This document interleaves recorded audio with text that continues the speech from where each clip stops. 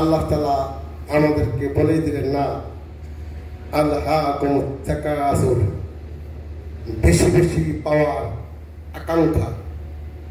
আমি বেশি, আমি বড়, আমি সভাপতি, আমি সেক্রেটারি, আমি কর্মপরিষদ, আমি কোম্পানির মালিক, এই বেশি বেশি কর্তৃত্ব, নেতৃত্ব, পেশি শক্তি, সম্পদ, সম্মান, কর্তৃত্ব, নেতৃত্ব, সম্পদ, সম্মান, পেশি শক্তি, দায়িত্ব ইত্যাদি পজিশন আল্লাহকুম আমাদেরকে একেবারে আত্মভোলা করে দিচ্ছে, আমাদেরকে বরবাদ করে দিচ্ছে। আমি এই আছি, আমার এলএম বেশি, আমি প্রফেসর, আমি ডক্টর, আমি ব্যারিস্টার, আল্লাহকুম। আমি সম্পদশালী, আল্লাহকুম। আমি কোম্পানির চেয়ারম্যান, আমার আন্ডারে 500 কর্মচারী, আল্লাহকুম। আত-তাকাসুর, আমার বেশি আছে, আমাকে বরবাদ করে দিচ্ছে। হাত্তা যুরতুমুল মাকাবির, এই বেশি বেশি প্রতিযোগিতা আমাকে কবর পর্যন্ত নিয়ে যায়। আরবের 2টি গোত্র, বনি আব্দে মানাফ আর বনি লাহিয়ান, এই 2 গোত্রের লোকেরা ঝগড়া করত। আমার পরিবারের সম্পদ বেশি, আমার বংশের সম্পদ বেশি।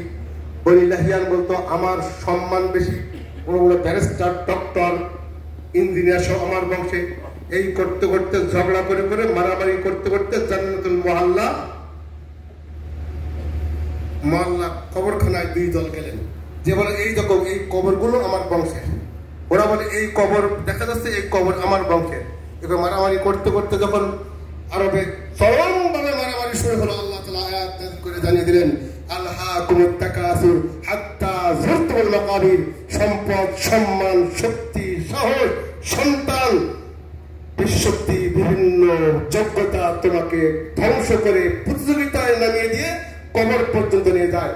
আল্লাহর রাস্তায় জান্নাতে যেতে গেলে এই মূর্খতার, আরবের জাহিলিয়াতের এই সর্বনাশা থাবা থেকে আমরা আবার মুসলিম হিসেবে আল্লাহর কাছে আমরা সারেন্ডার করেছি। পবিত্র এই জুমার ময়দান থেকে রব্বুল আলামিনের কাছে আমরা তৌফিক কামনা করি, আমরা যেন আল্লাহর জান্নাতি বান্দা হতে পারি। কাল্লা সাওফা তা'লামুন, সম্পদ, সম্মান, শক্তি, সাহস, দায়িত্ব, পজিশন, পেশি শক্তি আমার কোনো কাজে আসবে না।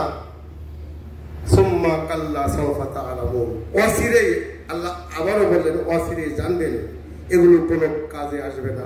আজ বললে কাল 2 দিন। এই যে সৌদি বাদশা